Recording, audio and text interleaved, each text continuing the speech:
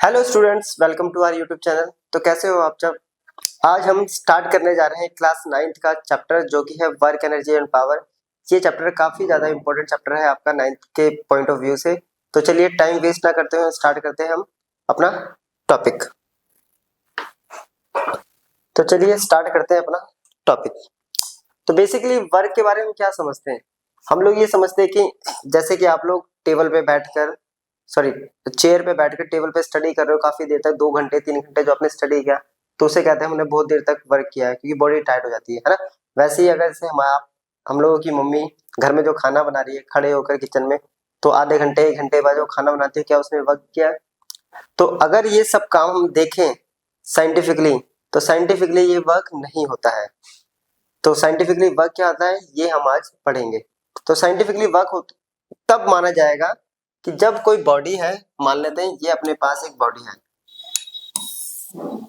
ये एक ऑब्जेक्ट है, बॉडी है जिसका मास m है। इस पे फोर्स लगाया, राइट, ये फोर्स लगाया और ये फोर्स की डायरेक्शन में इसने क्या करा, डिस्प्लेसमेंट किया,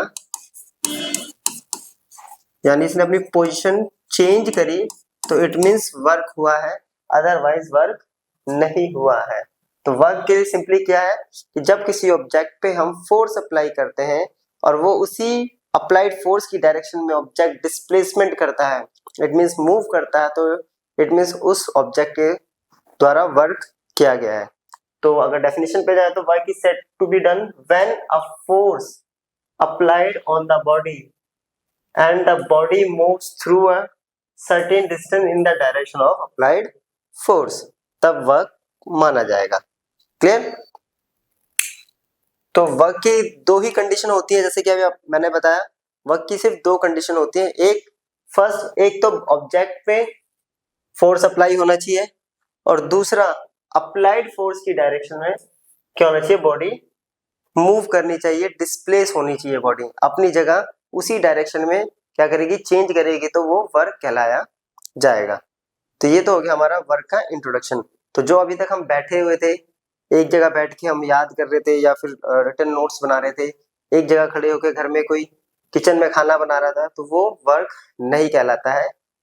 क्लियर? तो साइंटिफिकली वर्क क्या कहलाता है, जब किसी ऑब्जेक्ट पर फोर्स लगती है और वो फोर्स की डायरेक्शन में ही अपने आप को चेंज करता है, अपनी पोजीशन चेंज करता है, उसे कहते हैं वर्क डन। चलिए अब हम work done by a constant force. अब वर्क डन को मेजर कैसे करते हैं मैथमेटिकली, साइंटिफिकली ये तो पढ़ लिया। तो वर्क डन के लिए फिर से जैसे अभी डायग्राम मैंने बनाया था, वहां पे ये एक ऑब्जेक्ट है, इस पे फोर्स लगाया F, इसने अपनी पोजीशन चेंज करी यहां से यहां तक और डिस्प्लेसमेंट ट्रेवल किया, तो work equals to force into displacement, right. तो सिंपली फॉर्म में हो जाएगा F.S। ये हो गया वर्क डन। क्लियर? ऐसा यूनिट की बात करें इसकी, तो वो होती है जूल, इसे J से रिप्रेजेंट करते हैं, राइट। ये एक स्केलर क्वांटिटी होती है।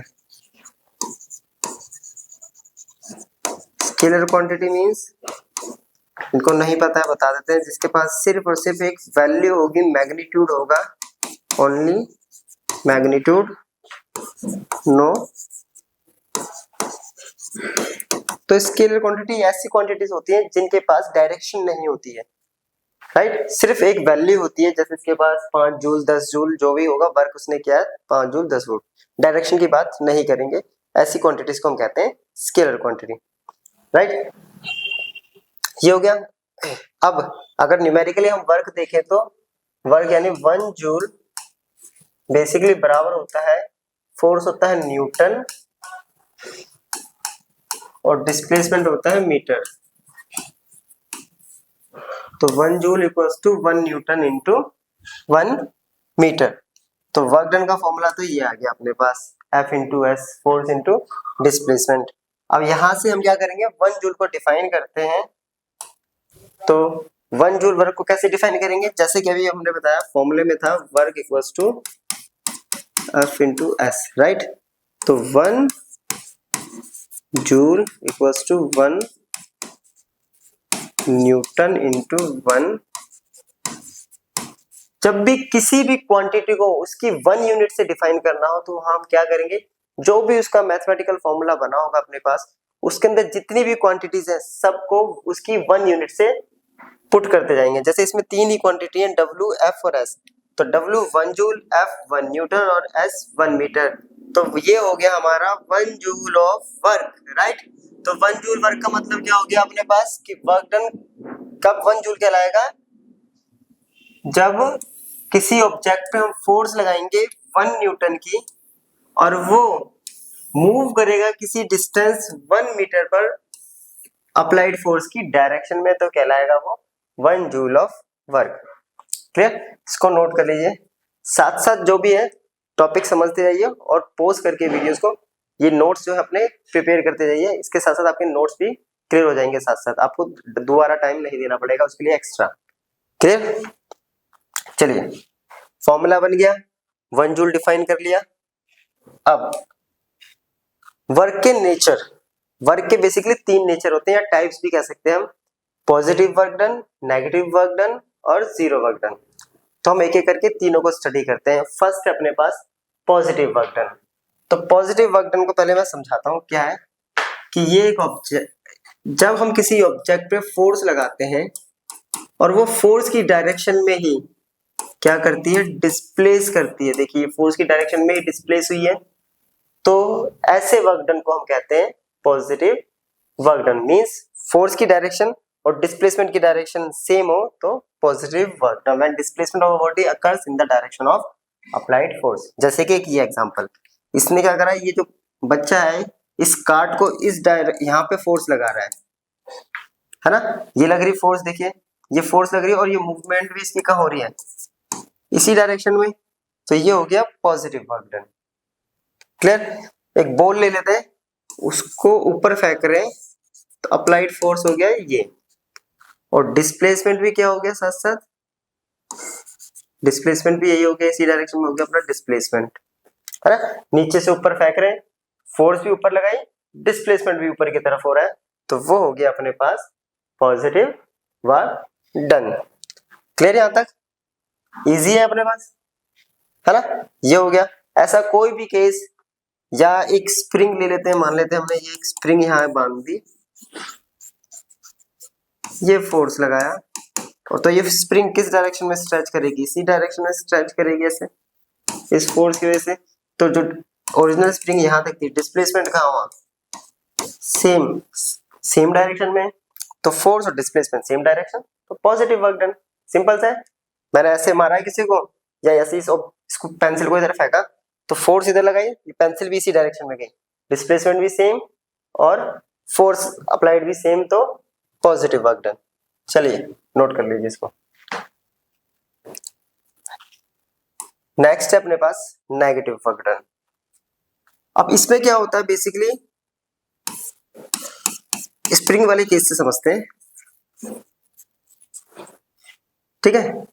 हमने जब फोर्स लगाया तो ये डिस्प्लेस इस डायरेक्शन में हुआ था, है ना। अब इसमें अप्लाइड फोर्स की बात नहीं करेंगे, बट जो स्ट्रेचिंग फोर्स होगी, कौन सी फोर्स, स्ट्रेचिंग फोर्स कह देते हैं या रिस्टोरिंग फोर्स कह देते हैं इसको रिस्टोरिंग फोर्स कौन सी होगी, जो इसकी शेप को दोबारा से रीगेन करने में हेल्प करी है। अगर रिस्टोरिंग फोर्स और इसमें देखें तो रिस्टोरिंग फोर्स इधर है और डिस्प्लेसमेंट इधर हो रहा है ना। अप्लाइड फोर्स की वजह से डिस्प्लेसमेंट इधर था, लेकिन रिस्टोरिंग फोर्स अगर कंसीडर करेंगे वो इधर है, तो दोनों क्या एक दूसरे के अपोजिट डायरेक्शन में, तो इसको कहते हैं हम नेगेटिव वर्क डन, जब दोनों की डायरेक्शन कैसी हो, अपोजिट। बॉल ली हमने, एक क्रेजी बॉल सामने मारी, ठीक है।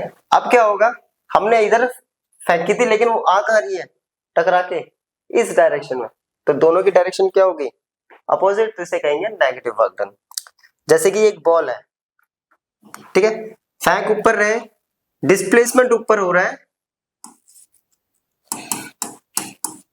बट यहाँ केस अगर लेंगे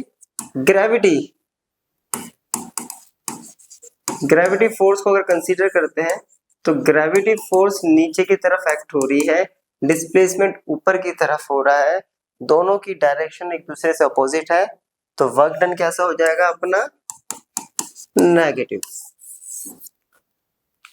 क्लियर?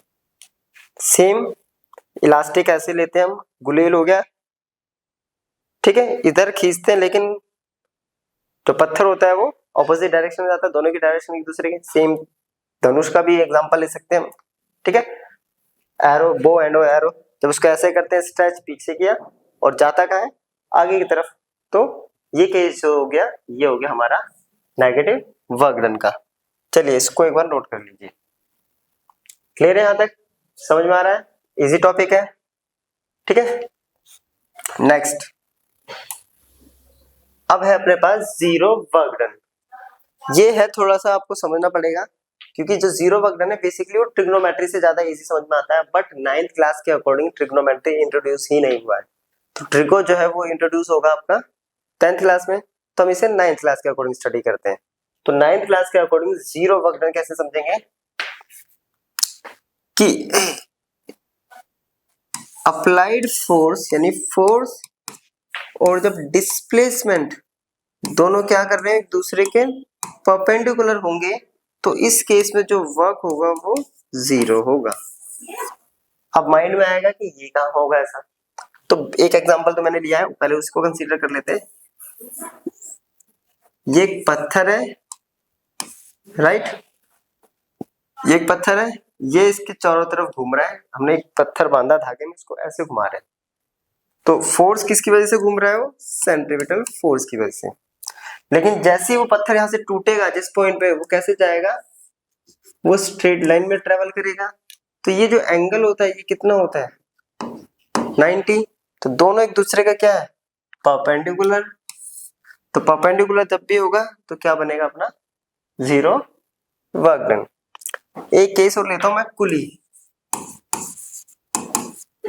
कुली जब लिफ्ट करता है लगेज को अपने सर पर, तो जरा देखिए, ये मान लेते हैं कि अपना कुली हो गया, राइट, इसने रखा है ये लगेज ऐसे सर पर, अब इस सर पे रखा है तो जो ग्रेविटी फोर्स है वो इस डायरेक्शन में अप्लाई होगी। क्लियर है यहां तक?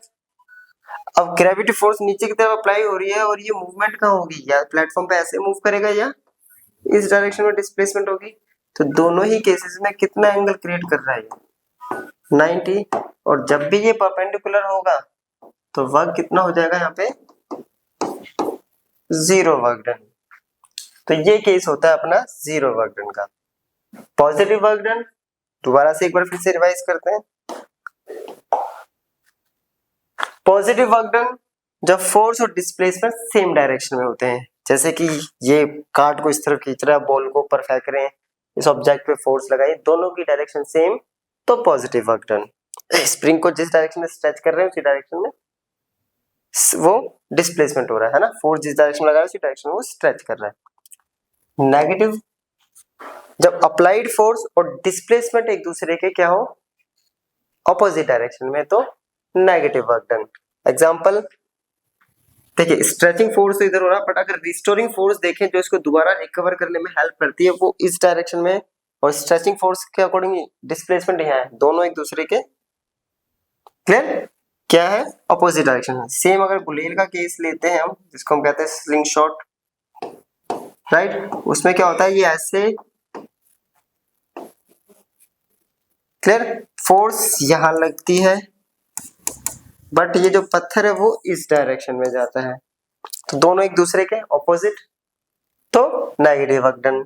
सेम बॉल का केस, अगर ऊपर फेंक रहे हैं बट ग्रेविटी फोर्स को कंसीडर करें तो ग्रेविटी हमेशा डाउनवर्ड डायरेक्शन में एक्ट करती है, डिस्प्लेसमेंट ऊपर हो रहा है, एक दूसरे के ऑपोजिट, नेगेटिव वर्क डन।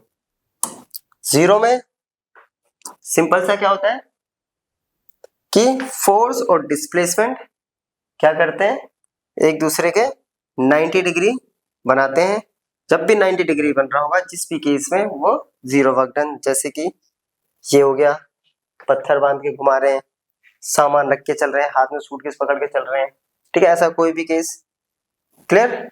तो सिंपल 3 वर्क डन हो गया हमने। फर्स्ट पढ़ा हमने पॉजिटिव वर्क, फिर पढ़ा हमने नेगेटिव वर्क, और फिर पढ़ा हमने जीरो वर्क। पॉजिटिव वर्क में क्या होता है? Force and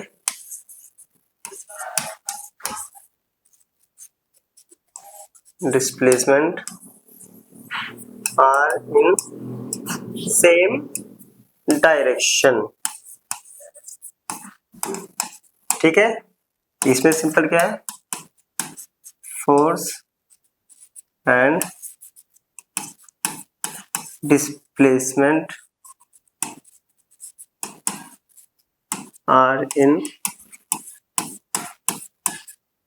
opposite direction. और यहाँ पे force and displacement are perpendicular to each other. Right, इसमें क्या है? ऑब्जेक्ट है, फोर्स इस डायरेक्शन में, तो डिस्प्लेसमेंट भी सेम डायरेक्शन में। यहाँ फोर्स इस डायरेक्शन में, डिस्प्लेसमेंट इस डायरेक्शन में। यहाँ फोर्स और डिस्प्लेसमेंट में 90 डिग्री। तो ये हो गया तीनों का,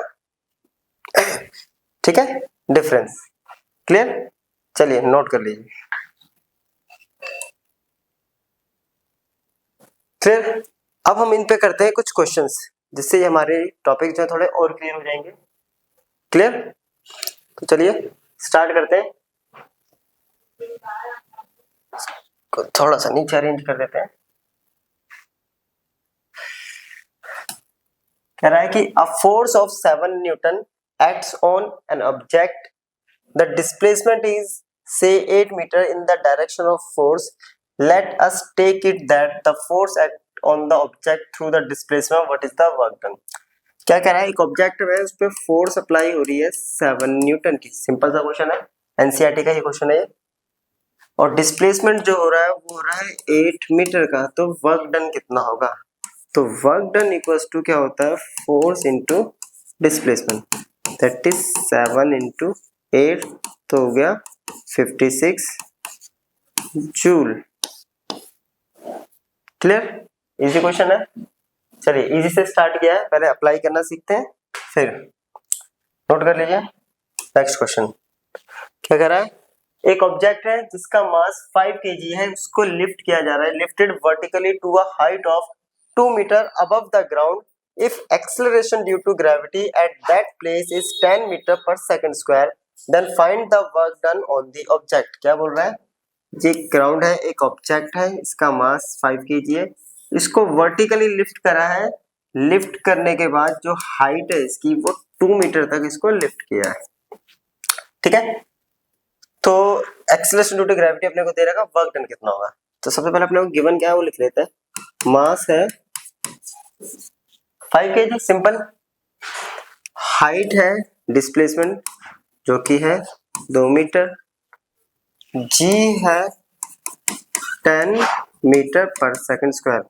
अब वर्क डन इक्वल्स टू होता है फोर्स इंटू डिस्प्लेसमेंट, यानी फोर्स इंटू डिस्प्लेसमेंट, डिस्प्लेसमेंट है यहाँ h।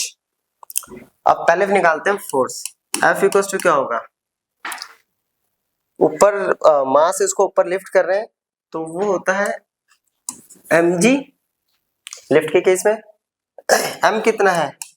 5, g है 10, तो ये आ गया 50 न्यूटन फोर्स आ गया। तो वर्क डन कितना आ जाएगा? F हो गया 50 और हाइट हो गई 2, तो वर्क डन आ गया 2 इंटू 50 100। तो ये कितना वर्क डन करेगा? 100 जूल पर। क्लियर है यहां तक? चलिए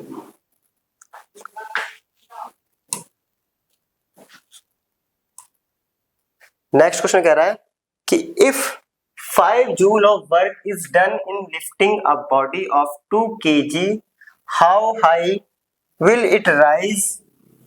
take g equals to 10 metre per second square. ठीक है, क्वेश्चन बोल रहा है कि अगर 5 जूल वर्क होता है किसी ऑब्जेक्ट को लिफ्ट करने में, 2 kg का वो ऑब्जेक्ट है,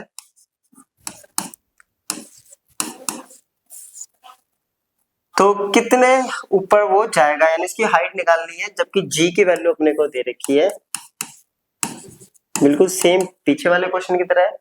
आप देखिए फिर से वही करेंगे, basic formula work F into H, height हो गया displacement, F equals to m into G into H, value put करते हैं 5m टू g 10h, इसको इधर लाके डिवाइड करते हैं तो h इक्वल्स टू 5 अपॉन में 2 इंटू 10, तो कितना आ रहा है ये 2, 1/4, h इक्वल्स टू आ गया 1/4 जो कि हो गया 0.25 मीटर। तो कितने ऊपर तक लेके जाना पड़ेगा इतना वर्क डन कराने के लिए? तो 0.25 मीटर तक हमें इसको लिफ्ट करना पड़ेगा। क्लियर यहाँ तक? चलिए नोट कर लीजिए। नेक्स्ट क्वेश्चन, ये भी एनसीईआरटी का ही क्वेश्चन है।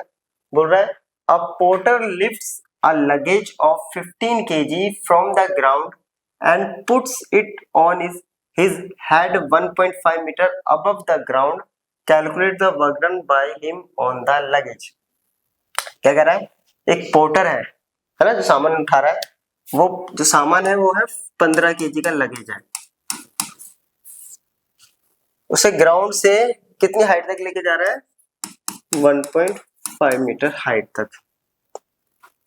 वर्क डन निकालना है, सिंपल सा, work equals to F into H, यही होता है, F equals to mgh as it is. अब g की वैल्यू यहाँ दी नहीं है तो 9.8 पुट कर सकते हैं या 10 पुट कर सकते हैं, हम अपने कन्वीनियंट के लिए 10 कर देते हैं, तो m आ गया अपने पास 15, g आ गया 10, h आ गया 1.5, पॉइंट हटाया 10, तो 10 15 इंटू 15 तो 225 जूल। काफी इजी क्वेश्चन था। क्लियर हुआ यहाँ तक? चलिए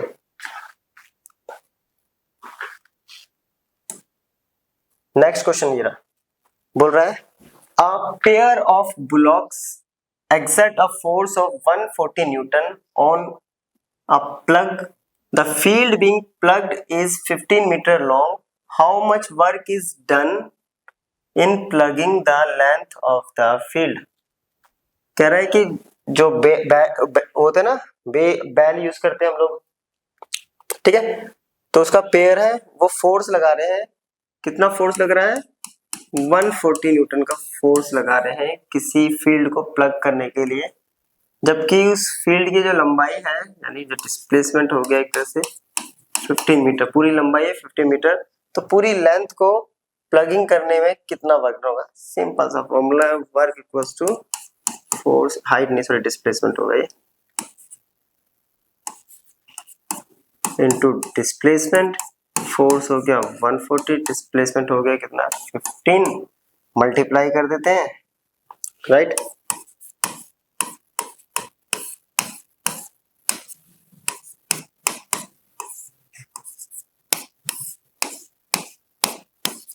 तो ये आ गया